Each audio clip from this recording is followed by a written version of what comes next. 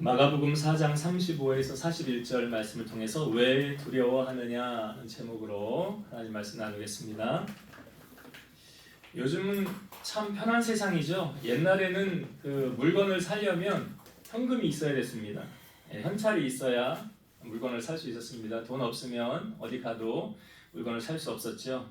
아직도 재래시장이나 이런 곳은 현금을 들고 가야 살 수 있지만 요즘 마트나 이런 데는 편한 세상으로 바뀌어졌죠. 현금이 없어도 물건을 살 수 있는 시스템으로 바뀌어져 가고 있죠. 그래서 요즘은 현금 들고 다니는 사람이 별로 없을 정도로. 왜 그렇습니까? 카드만 있으면 되잖아요. 카드로 물건을 다 결제하는 세상이 되었고, 또 요즘은 예전에는요, 돈을 어디로 송금하려면 은행에 가서 도장 찍고 금액을 했고 종이에다 적어서 직원이 주면 이 직원이 받아다가 이거 이렇게 해서 이체해서 보내잖아요. 그런 시스템인데 요즘은 어떻습니까? 휴대폰 하나만 있으면 되죠. 휴대폰에다가 깔아가지고 플레이스토어에서 그 은행 어플을 깔아놓은 다음에 거기 들어가가지고 어디 계좌번호 적고 비밀번호만 입력하고 금액하면은 바로 보내는 그런 세상이 되지 않았습니까? 참 편한 세상을 우리가 살고 있는 것 같아요. 근데 여러분, 이 신용카드를 만들려고요, 은행이나 카드사 같은 데 가면 그냥 막 발급해 주던가요? 아니죠. 그냥 발급해 주지 않아요. 이 사람은 먼저 신용도를 조사합니다. 신용이 어떤가? 신용이 괜찮은 사람인가? 또 직장을 다니는 사람이면 직장으로 확인 전화하지요. 이 사람 정말 여기 근무하는 사람 맞냐고 확인 전화해서 확인한 다음에 발급을 해주던가. 개인 사업을 하면 사업자 등록증 제출하시고 세금 세무서에 얼마 냈는지 제출하십시오. 그렇게 해서 이제 카드를 발급해 주는 거 아닙니까? 왜 이렇게 할까요? 신용 없는 사람에게는 카드를 발급 안 해주겠다는 거예요. 사실 신용카드라는 것을 우리가 쓰고는 다니지만 이게 사실은 빚이잖아요. 먼저 쓰고 난 다음에 다음 달에 카드값을 결제하는 제도 아닙니까? 그러니까 카드를 그냥 남발하고 막 쓰고 난 다음에 다음 달에 카드 결제해야 되는데 만약에 돈이 없어서 상환을 못해요. 그러면 이거 이제 은행에서 카드사에서 돈을 받으려고 여러 방법을 다 강구하지 않겠습니까? 그럼에도 불구하고 이 사람이 상환 능력이 안 되면 나중에 은행이 손해를 보는 거잖아요. 그러니까 은행에서 아무한테나 이 카드를 발급을 해주지 않죠. 꼭 이제 철저하게 조사한 다음에 신용이 괜찮은지 상환 능력이 되는지 그리고 나서 발급을 해주는 거 아닙니까? 그러니까 은행이나 이제 카드사에서 이런 신용도를 보고 사람을 평가하는 이 데이터, 그리고 신용이 이 사람이 몇 점인지 이런 데이터가 있더라고요. 신용 점수가 이게 다 보이더라고요. 근데 우리가 보통 이 땅에 살아가는 동안 사람을 여러분 놓고 평가를 할 때, 저 사람은 믿을 사람이야. 저 사람은 참 괜찮은 사람이야. 근데 저 사람은 좀 이상한데? 좀 두고 봐야 되겠는데? 저 사람은 믿으면 안 돼. 그러니까 소위 우리가 이 땅에 살면서 저 사람은 믿을 만한 신용이 있는 사람이고 저 사람은 믿으면 안 돼, 신용 없는 사람이야 라는 구분은 우리가 무엇을 가지고 구분할 수 있을까요? 보통은 우리가 이런 것을 약속이라고 그러죠. 이 사람이 약속을 잘 지키는가 지키지 않는가. 약속을 잘 지키는 사람은 신용이 있는 사람 아니에요? 그래도? 근데 약속을 안 지켜요. 매일 거짓말해요. 그럼 이 사람은 신용 없는 사람이잖아요. 이건 누가 봐도 다 그렇게 평가하는 거 당연한 거 아닙니까? 제가 유튜브에 어떤 설교를 짤을 잠깐 봤어요. 근데 참 괜찮아서 제가 잠깐 소개할게요. 어느 목사님 이제 설교 때 한 이야기입니다. 어느 재벌 총수가 있었는데 우연히 알게 된 한 젊은이를 이 총수가 잘 봤어요. 그래가지고 그 친구를 좀 도와주고 싶어서 한 1,000억짜리 공사를 이 청년에게 맡겨야 되겠다 싶어서 한번 보자고 그랬어요. 근데 목적은 말을 하진 않았어요. 근데 이 친구가 10분 늦게 나타난 거예요. 슬리퍼를 질질 끌고 나타났어요. 그리고 대화를 해보니까 사람은 안 쳐다보고 자꾸 휴대폰만 쳐다보고 있다라는 거예요. 그래서 이 청년이 눈치가 좀 이상하니까 근데 회장님 오늘 저 왜 보자고 그러셨어요? 그랬더니 이 회장이 아니 그냥 밥 한 끼 먹으려고 이렇게 얘기를 한 거예요. 그리고 돌려보냈어요.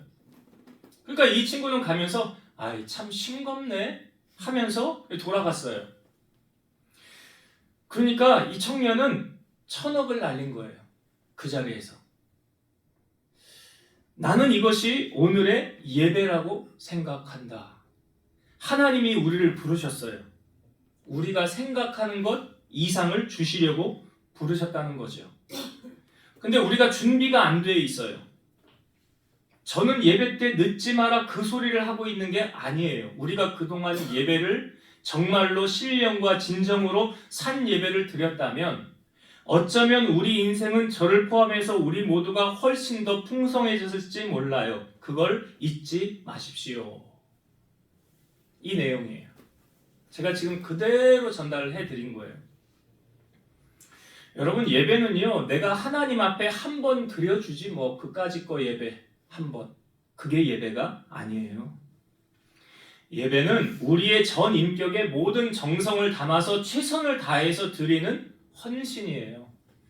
10계명의 4계명이 뭡니까? 뭐죠? 이렇게 질문을 하면 답을 딱 해주셔야지.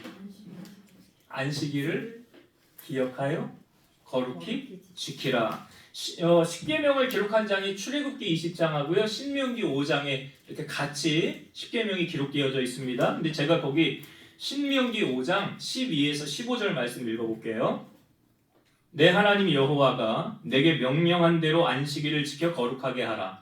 엿새 동안은 힘써 내 모든 일을 행할 것이나 일곱째 날은 내 하나님 여호와의 안식일인즉 너나 내 아들이나 내 딸이나 내 남종이나 내 여종이나 내 소나 내 낙이나 내 모든 가축이나 내 문 안에 유하는 객이라도 아무 일도 하지 못하게 하고 내 남종이나 내 여종에게 너같이 안식하게 할지니라. 너는 기억하라. 내가 애굽 땅에서 종이 되었더니 내 하나님 여호와가 강한 손과 편팔로 거기서 너를 인도하여 내었나니 그러므로 내 하나님 여호와가 내게 명령하여 안식일을 지키라 하느니라.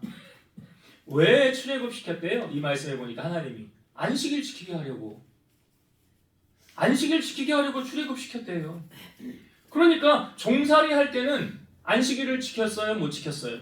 못 지켰잖아요. 못 지켰다고요. 제가 목회자가 사실 우리 크리스찬들이요 자랑을 해도 사실 세상적인 자랑은 덕이 안 되잖아요. 근데 믿음의 자랑은 좀 덕이 될 만하지 않습니까? 뭐 제가 설교 준비하면서 꼭 자랑을 하려고 그런 건 아닌데요. 여기 우리 가족 우리미 아림이 우리 안에 앉아있잖아요. 우리미 아림이가 지금까지 주일을 범한 적이 없어요. 모태신앙으로 태어나서 한 번도 주일날 교회를 안 나온 적이 없어요. 아니, 코로나 때 그때는 뭐 어쩔 수 없이 뭐 그렇지만 그거 말고는 주일 성수 지금까지 빠진 적이 없어요. 저는 얘네들이 하나님 나라 가는 그날까지도 이건 꼭 지켜지리라 믿어요. 그리고 또 한 가지, 하나님 앞에 복 받으려면 이거 두 가지는 꼭 하라고 그러는 거 있죠? 11조. 얘네들이 우리가 한 달에 용돈을 5만 원씩 줍니다. 5만 원 좀 크게 느껴지나요? 5만 원 주는데요. 그러면 11조 떼야 되잖아. 11조 얼마를 떼요? 5만 원에 11조면 5천 원 떼지요. 그리고 주일날마다 주일 헌금을 얘네들 용돈에서 해요. 5천 원씩. 그럼 한 달에 헌금이 얼마가 나가는 거예요? 2만 5천 원. 5주가 있는 날은. 그러면 헌금하고 나면 쓸 돈이 있을까요? 없을까요? 있네 그래도. 조금 있네 조금. 근데 얘네들 지금까지 11조 철저하게 합니다. 철저하게 해요. 그러니까 하나님 앞에 저는 그 기본이라고 생각하거든요. 여러분, 주일 성수 11조는요 하나님과 약속 아닙니까? 그 약속을 잘 지키는 사람은 하나님 복을 받아요. 오늘 제가 앞부분에 이 재벌 총수 그 청년 어떻게 했는지 기억하시죠? 이 청년이 복을 받을 그릇이 된다고 생각하세요? 안 된다고 생각하세요? 여러분 객관적으로 봤을 때 우리가 하나님 앞에 어떻게 하고 있나 여러분 점검을 하시라고. 하나님은 재벌 총수? 비교도 안 돼. 비교도 안 되잖아요. 그분이 모든 만물이 다 하나님의 것인데 근데 우리는 하나님 앞에 예배하러 나올 때 어떤 모습으로 어떤 모양으로 나옵니까? 하나님 앞에 여러분 신용 잘 지키고 있습니까? 마태복음 10장 28절 몸은 죽여도 영혼은 능히 죽이지 못하는 자들을 두려워하지 말고 오직 몸과 영혼을 능히 지옥에 멸하실 수 있는 이를 두려워하라. 이 두려움이 뭐냐면 경외라고 그랬죠. 제가 경외하라. 아브라함의 후손들이 애굽에 정착해서 번성하여 살고 있을 때 그 바로 왕이 히브리 여인이 남자 아이를 낳으면 히브리 산파들에게 다 죽이라고 명령합니다. 남자 아이가 태어나거든 죽여라 그래요. 그런데 이 산파들이요, 하나님을 두려워하여 애굽 왕의 명령을 어기고 남자 아이들을 살려줍니다. 그러니까 바로 왕이 산파들을 불러요. 너희가 어찌하여 남자 아이들을 살렸느냐? 그랬더니 산파가 이렇게 말해요. 히브리 여인은 애굽 여인과 같지 아니하고 건장하여 산파가 그들에게 이르기 전에 해산하였나이다. 이게 사실이에요, 거짓말이에요? 여기서 선의를 이용한 거잖아, 선의. 그죠? 선의의 거짓말 아니에요? 그러니까 왕이 그냥 그거 듣고 넘어갔는데 그 다음에 성경에 출애굽기 21장 20절 21절 하나님이 그 산파들에게 은혜를 베푸시니 그 백성은 번성하고 매우 강해지니라. 그 산파들은 하나님을 경외하였으므로 하나님이 그들의 집안을 흥왕하게 하신지라. 그 산파들이 왕의 명령도 어겼잖아요. 왜요? 하나님이 두려웠대잖아요. 그 두려움이 뭘로 연결되고 하나님을 경외하였다. 하나님을 경외하였으므로 하나님이 그들의 집안을 흥왕하게 하셨더라. 여러분, 하나님을 경외하면요 예배자로 살게 돼 있어요. 시편 5편 7절 오직 나는 주의 풍성한 사랑을 힘입어 주의 집에 들어가 주를 경외함으로 성전을 향하여 예배하리이다. 주를 경외하니까 어떻게 산대요? 예배자로. 주를 향하여 예배하리라. 우리가 사람은 속일 수 있다고 그랬죠. 근데 하나님 속일 수 없잖아요. 근데 하나님을 사랑하면 하나님을 예배하게 돼 있다니까요. 여러분, 솔로몬이 왕위의 자리에 앉아서 그 여호와를 사랑함으로 그가 했던 게 뭔지 아세요? 자, 열왕기상 3장 3절에서 4절 솔로몬이 여호와를 사랑하고 그의 아버지 다윗의 법도를 행하였으나 산당에서 제사하며 분향하더라. 이에 왕이 제사하러 기브온으로 가니 거기는 산당이 큼이라. 솔로몬이 그 제단에 1천 번제를 드렸더니 아직 성전을 건축하기 전이잖아요. 그러니까 산당에서 뭐 했더라? 자, 여기 말씀이 이렇게 연결되는 거예요. 솔로몬이 여호와를 사랑함으로 1천 번제를 드렸더라. 이렇게 연결이 되는 거예요. 그러니까 예배는 뭐냐면 하나님을 사랑함의 표현이에요. 예배가 왜 중요합니까? 여러분, 예배 한번 잘 들어서 그 사람의 인생이 달라지는 경우가 있어요, 없어요? 있어요. 사람이 예배 한 번으로 인생이 완전 다른 사람이 되는 경우가 있다니까요. 왜냐하면 예배는 하나님을 만나는 시간이잖아요. 예배 시간은 하나님과의 약속 시간이에요. 그래서 우리가 어떤 마음가짐과 태도로 임하느냐, 그 사람이 얼마나 하나님을 사랑하고 경외하는지가 그 예배를 통해서 다 보여지고 나타나지는 거예요. 하나님도 마찬가지죠. 네가 나 사랑하냐? 내가 그걸 어떻게 알 수 있을까? 하나님이 예배라는 것을 딱 놓고 보시는 거예요. 여러분, 믿음이 세상을 이긴다고 하는데 이 믿음이 어떻게 자랍니까? 제가 단언컨대요, 예배 잘 드리면 믿음 잘합니다. 예배를 건성건성하면 믿음 안 자랍니다. 예배 빠지면 믿음 안 자랍니다. 예배는요, 믿음하고 연관이 있어요. 그래서 믿음이 잘 자라는 사람의 특징을 보면 예배에 목숨을 걸지요. 만사를 제쳐놓고 예배에 올인을 하죠. 시편 14편 2절 여호와께서 하늘에서 인생을 굽어 살피사 지각이 있어 하나님을 찾는 자가 있는가 보려 하신즉. 여기 하나님을 찾는, 그러니까 다시 말하면 누가 나를 찾지? 이걸 보신대요. 하나님이. 어떠한 자를 하나님이 찾으십니까? 요한복음 4장 23절 아버지께 참되게 예배하는 자들은 영과 진리로 예배할 때가 오나니 곧 이때라. 아버지께서는 자기에게 이렇게 예배하는 자들을 찾으시느니라. 그러니까 하나님이 누구를 지금 찾고 계세요? 예배자. 예배자를 찾고 계신다는 거예요. 그러니까 예배를 통해서 하나님은 우리를 만나주신다는 거잖아요.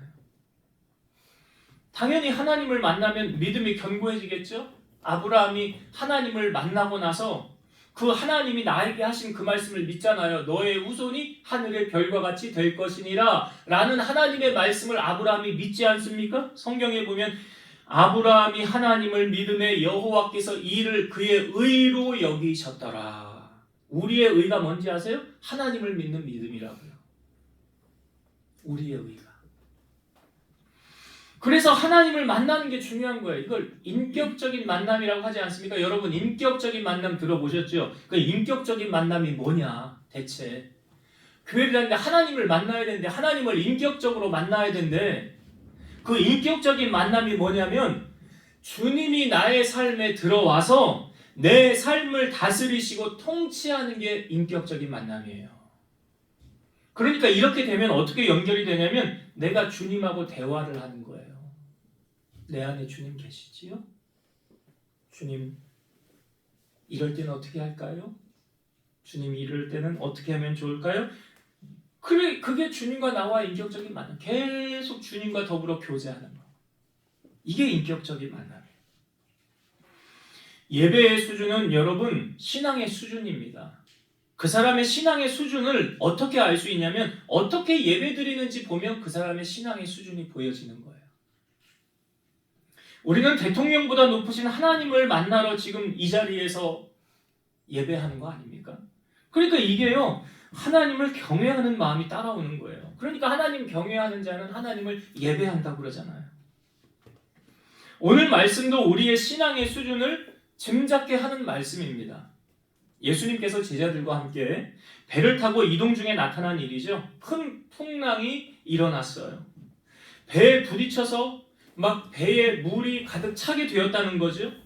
배가 어떻게 잘못하면 침몰할 위기에 다다르게 됐어요. 이때 예수님은 뭘 하고 계셨느냐? 자, 38절 한번 보겠습니다. 38절 말씀. 제가 읽어볼게요. 예수께서는 고물에서 베개를 베고 주무시더니 제자들이 깨우며 이르되 선생님이여 우리가 죽게 된 것을 돌보지 아니하시나이까 하니. 예수님 뭐 하고 계세요? 여기 고물이라고 하는데 배의 뒷부분, 선미 같은 의미거든요. 그러니까 배 뒷부분에서 예수님이 지금 주무시고 계시더라. 근데 이 제자들이 예수님을 깨우잖아요. 이렇게 말하죠. 깨우면서 선생님이요 우리가 죽게 된 것을 돌보지 아니하시나이까. 그러니까 이걸 보면 이 상황이 얼마나 위급했으면 예수님이 제자들이 예수님에게 우리가 죽게 된 것이라는 표현을 했을까요? 그러니까 제자들 발등에 지금 불 떨어졌지요. 이제 배 뒤집히면 어떻게 돼요? 다 죽는 거잖아요. 근데 예수님 뭐 하고 계셨다고요? 주무시고 계셨더래요. 여러분 이 상황이 지금 이렇게 머릿속으로 한번 그려보세요. 풍랑이 막 일고 배가 언제 뒤집힐지 모르는 그런 상황에 예수님 배 뒤에서 주무시고 계시더라. 배 타보신 분들은 알 거예요. 이 차 멀미보다 더 심한 게 배멀미입니다. 이 울렁울렁 하거든요. 그래서 꼭 키 밑에를 붙이든지 멀미약을 먹고 배를 타라고 얘기하지 않습니까? 근데 예수님이 지금 타신 배는요, 멀미의 수준을 초월한 상태죠. 언제 뒤집혀도 이상하지 않은 그런 시점이에요. 그러니까 제자들이 호들갑 떠는 게 당연한 거 아닙니까? 근데요, 예수님 이 상황에 잠이 옵니까? 예수님 주무시고 계시더라는 거죠. 예수님께서 얼마나 육신적으로 피곤하셨으면 이 상황에 잠을 주무시고 계셨을까? 우리 이런 말 하잖아요. 힘들면 머리만 붙여도 잠 온다고 그러죠? 그렇잖아요. 근데 예수님 사역하시다 힘드셨던 거예요. 마태복음 8장 20절 예수께서 이르시되 여우도 굴이 있고 공중에 새도 거처가 있으되 인자는 머리 둘 곳이 없다 하시더라. 그러니까 머리만 붙여도 잔다고 그러잖아요. 머리 둘 곳이 없었대요 예수님이. 근데 지금 잠깐 배를 타고 머리 대시고 거기서 주무시고 계시더라는 거죠. 그러니까 얼마나 피곤하시면 예수님이 그 배 위에서 잠깐 쪽잠을 주무시고 계실까. 근데 여러분 이 풍랑 가운데 주무시는 예수님의 마음을 헤아리는 제자들이 거기 있어요 없어요? 예수님 얼마나 피곤하시면 지금 이 상황에 잠을 주무실까? 예수님 조금 있으면 일어나시겠지. 그럼 그때 얘기해야 되겠다. 이런 제자들이 여기 있어요, 없어요? 없어요. 없다는 건 뭘 말하는지 아세요? 어떤 의미를 우리에게 주고 있는지? 자기 문제만 급해요. 내 문제만 커, 내 문제만. 예수님이 거기서 어떤 상황인지, 어떤 상태로 그런 모습이셨는지 그런 건 중요하지 않아요. 그런 거는. 지금 내가 죽게 생겼거든, 내가. 그러니까 내가 죽게 생겼으니 나의 이 문제를 모면하는 게 가장 급한 거 아닙니까? 그러니까 내 문제만 크게 보이는 거예요. 다른 문제는 안 보여요. 남이야 죽든 말든 나만 괜찮으면 돼. 나만. 이게 여러분 요즘 돌아가는 세상 아니에요? 이게 말세에 나타나는 전조 현상 아닙니까? 그래 성경이 말하잖아요. 말세는 오직 자기를 사랑하고 돈을 사랑한대잖아요. 그래서 오직 내 것만 귀해. 내 사업장 귀하고 내 핏줄, 내 혈육만 귀해. 다른 건 눈에 안 들어요. 예수님께서 우리에게 먼저 생각하고 먼저 구해야 할 것은 뭐라고 말씀하셨습니까? 예? 너희는 먼저 그의 나라와 그의 의를 구하라. 그리하면 이 모든 것을 너희에게 더하시리라. 그리하면. 그럼 우리는 우리의 일이 급해요? 하나님의 일이 급해요? 하나님과의 약속이 뻔히 있는데도 어기고 그 약속 어기고 다른 약속을 지키지는 않습니까? 예수님을 사랑하면 그 사랑을 감출 수 없기 때문에 나의 삶에 고스란히 드러나게 돼 있어요. 주님께서 나에게 맡기신 일을 어떻게 하는지를 보면 그 사람이 주님을 얼마나 사랑하는지 그렇지 않은지 명백하게 드러나요. 그래서 착하고 충성된 종은 주인의 일을 내일같이 합니다. 착하고 충성된 종은 남의 일이라고 생각하지 않아요. 주님이 나에게 맡기신 일은 내 일이야. 누가복음 16장 10절 지극히 작은 것에 충성된 자는 큰 것에도 충성되고 지극히 작은 것에 불의한 자는 큰 것에도 불의하니라. 이 말은요. 하나님이 우리에게 큰 일부터 맡기시지 않는다는 원리죠. 작은 일을 네가 어떻게 하는가 좀 보자. 그리고 나서 내가 너에게 그 다음의 일을 맡기리라. 근데 그 작은 일도 충성 안 해요. 그러면 그 다음에 큰 일을 주님이 맡기셔야 안 맡기셔요? 그래요. 그 원리라고. 누가복음 16장 12절 너희가 만일 남의 것에 충성하지 아니하면 누가 너희의 것을 너희에게 주겠느냐. 제가 그 말 했잖아요. 여러분 태어날 때 처음부터 내 것으로 시작하는 인생이 있어요? 없어요? 없다고요. 다 남의 것으로 시작한 인생이라고요. 여러분 내 것은 하나도 없었어요.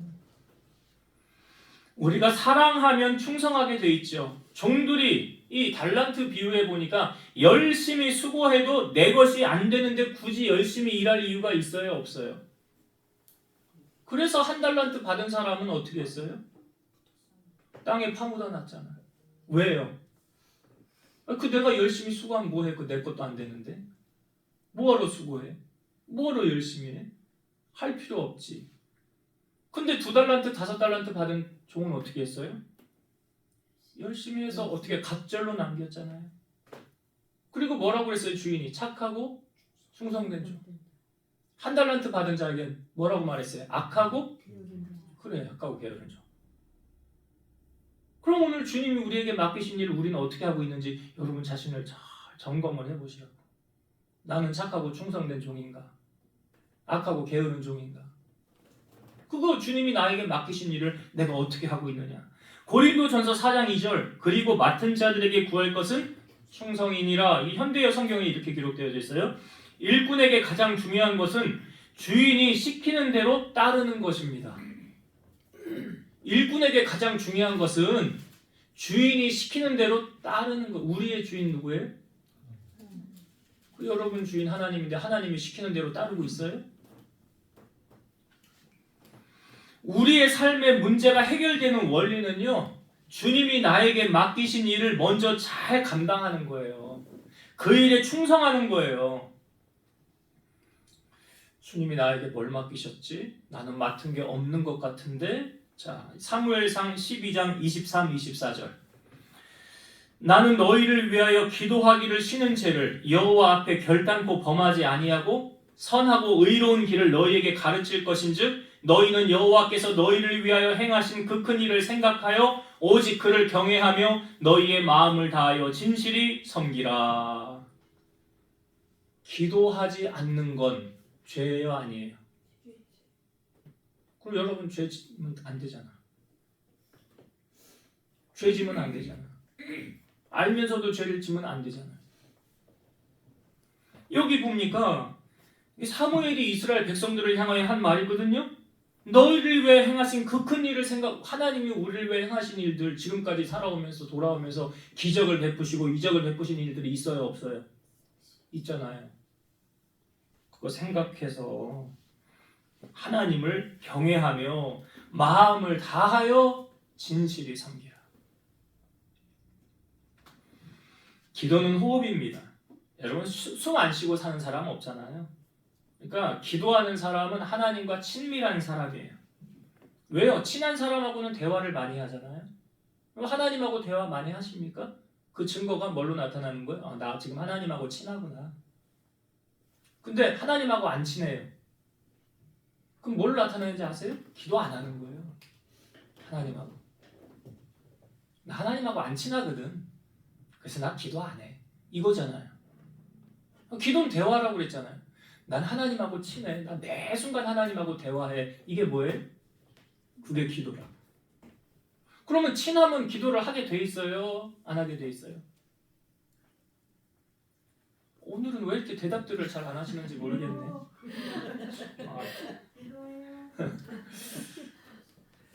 제자들이 지금 예수님이 옆에 있지 않습니까? 근데 예수님을요, 제자들은 지금 이용하려고만 하는 거잖아요. 예수님 빨리 일어나야지. 우리 지금 죽게 생겼는데. 이 문제 해결해야 될 거 아니냐고. 잠이 오냐고 지금. 그러는 제자들의 모습. 한술 더 뜬 게 뒤에 보니까요. 이 세베대 야고보와 요한의 어머니가 예수님에게 와서요. 예수님 옆에 내 두 아들 앉혀주세요. 참 가관이에요, 가관. 제자들이. 그러니까 그걸 본 제자들의 모습이 또 10명이요.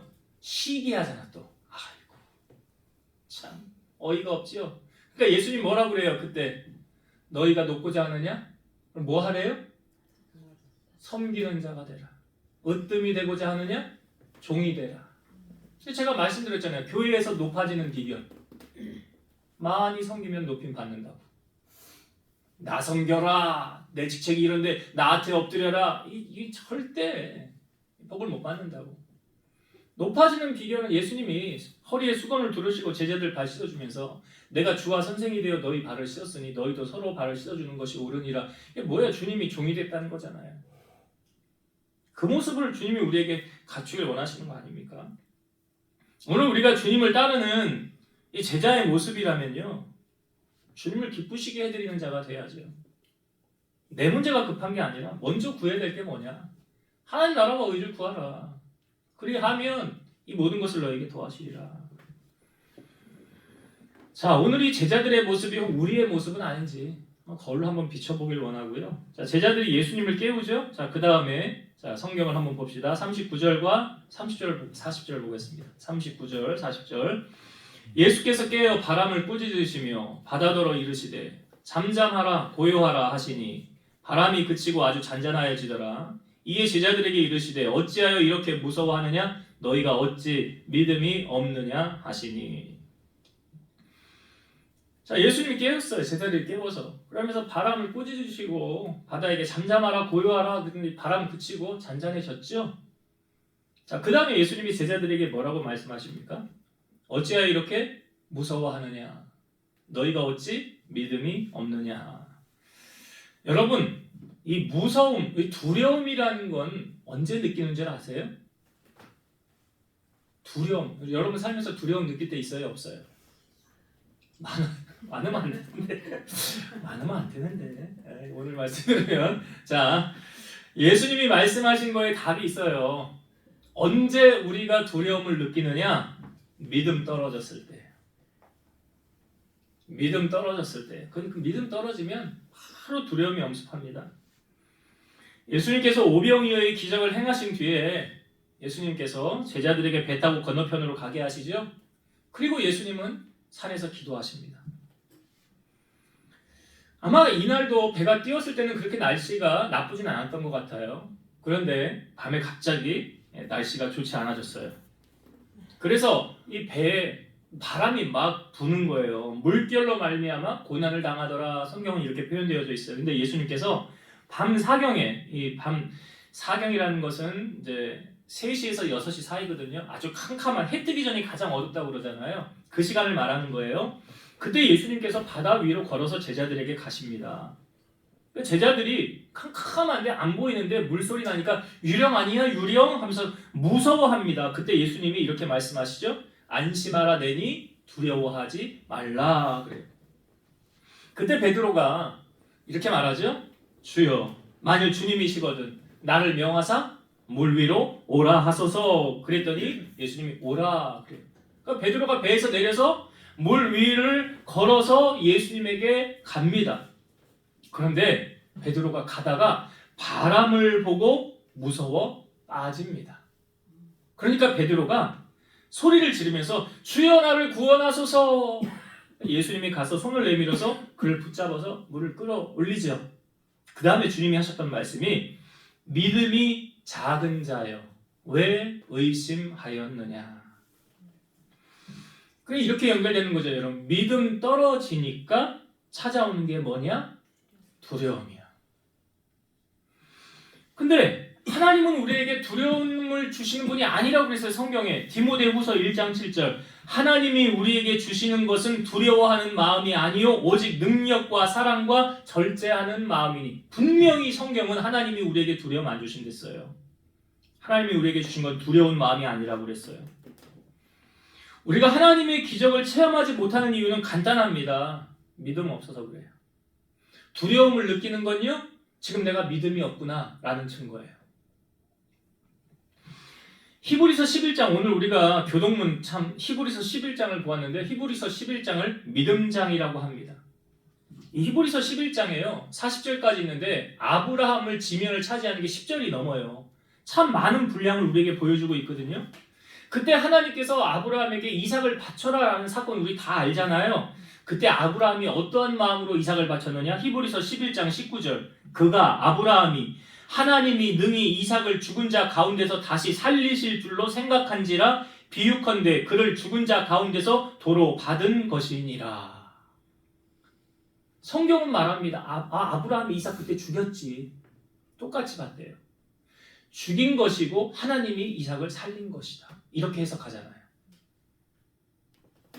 그러니까 아브라함이 그냥 이렇게 할까 말까 취한 행동만 행한 게 아니라고요. 여러분 아브라함은 하나님을 기쁘시게 해드린 사람입니다. 로마서 4장에 보면요.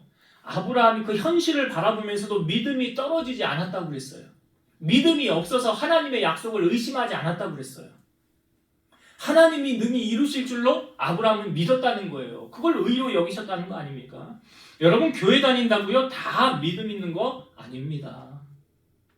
데살로니가후서 3장 2절 후반절 믿음은 모든 사람의 것이 아니니라. 오늘 풍랑을 맞는 제자들의 모습 속에서 여러분 믿음이 보여져요? 안 보여져요? 안 보여지잖아요. 그러니까 예수님께서 뭐라고 말씀하세요? 어찌 믿음이 없느냐 그러잖아요. 예수님이 이제 예루살렘으로 사역을 마치고 들어가시는 그 길에 소경 바디메오라는 사람이 예수님이 지나간다라는 소식을 듣고 소리칩니다. 다윗의 자손 예수여 나를 불쌍히 여기소서. 그랬더니 사람들이 옆에서 꾸짖어요. 조용히 하고 있어. 네가 나설 때 아니야. 근데 더 소리치죠. 다윗의 자손 예수여 나를 불쌍히 여기소서 그러잖아요. 그러니까 예수님이 그를 데려와라 그래요. 그러니까 옆에 꾸짖었던 그 사람들이 바디메오의 손을 잡고 이끌고 예수님에게 갑니다. 자, 예수님 앞에 딱 섰어요. 예수님이 질문을 던집니다. 내가 너에게 뭐 해주기를 원하느냐? 그래요. 그랬더니 바디메오가 주여 보기를 원합니다. 근데 예수님이 너 눈 떠라 이렇게 말씀하지 않았어요. 이렇게 말씀하셨죠. 내 믿음대로 될지어다. 바디메오의 눈이 떠졌어요. 그러니까 여러분 보세요. 믿음이 없으면 하나님의 기적을 맛보지 못해요. 믿음이 없으면 하나님을 기쁘시게도 못해요. 믿음은 기적하고도 연결이 되어진다는 거죠.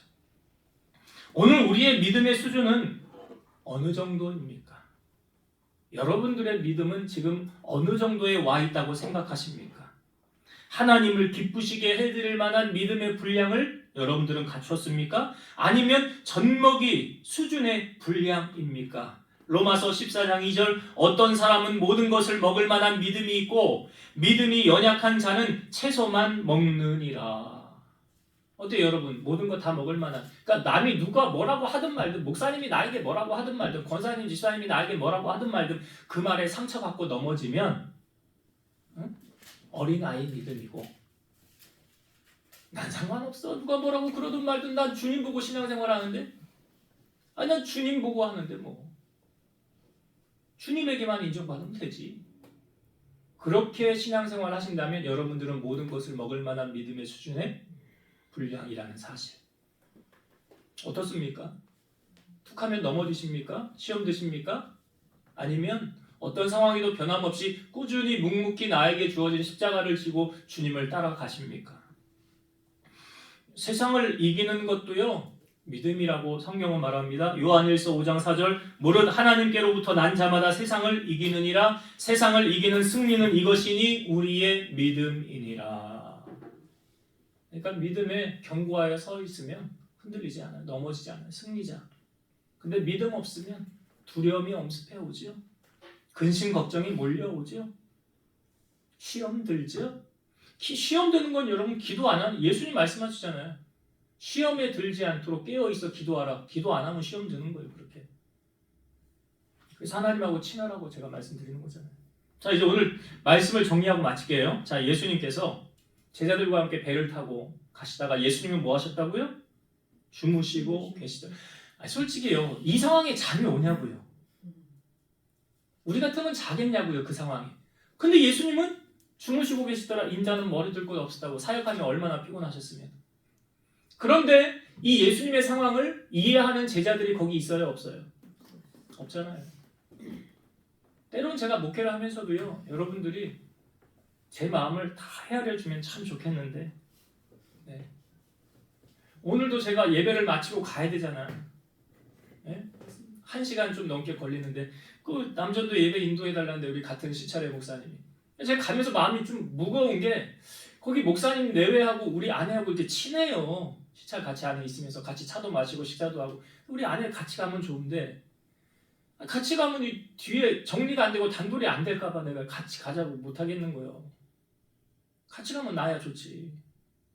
근데 그 다음에 뭐또 해야 되고 뭐또 해야 되고 그게 잘 안 되니까. 그러니까 마음이 부담이 되는 거예요.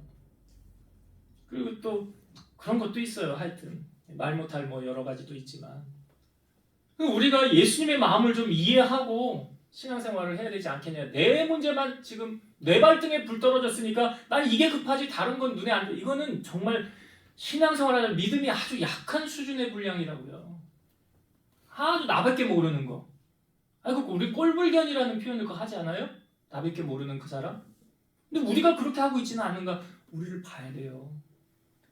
그래서 먼저 그 나라와 그 일을 구할 수 있는, 이게 뭐예요? 하나님을 기쁘시게 하는 거예요.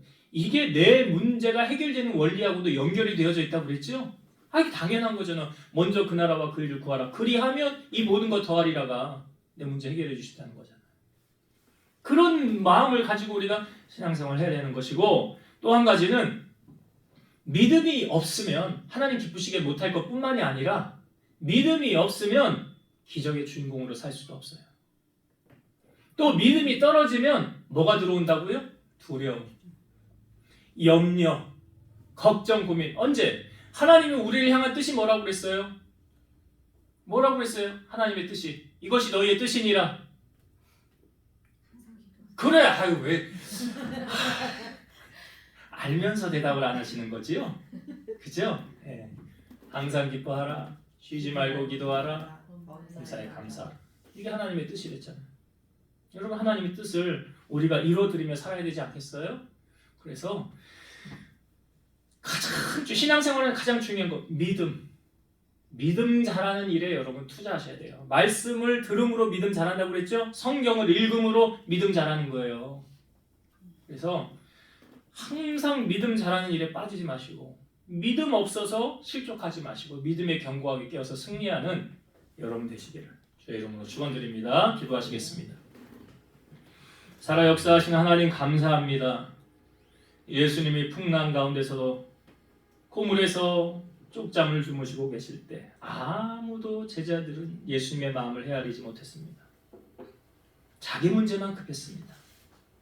우리가 신앙생활을 하면서도 우리의 문제만 급하여 다른 것에는 신경 쓰지 않고 내 문제만 간과하고 있지는 않습니까? 우리의 신앙의 수준이 채소만 먹는 어린아이의 분량이 아니라 모든 것을 먹을 만한 믿음의 분량을 갖추는 저들 되게 하여 주옵소서. 그래서 주님이 보시기에 참 기뻐하는 자라 칭찬을 받는 저희를 되게 하시고 여호와를 경외함을 통하여서 예배자로 하나님께 영광 올려드리며 살아가는 우리 성도들 다 되게 하여 주옵소서. 예수님의 이름으로 기도드리옵나이다. 아멘.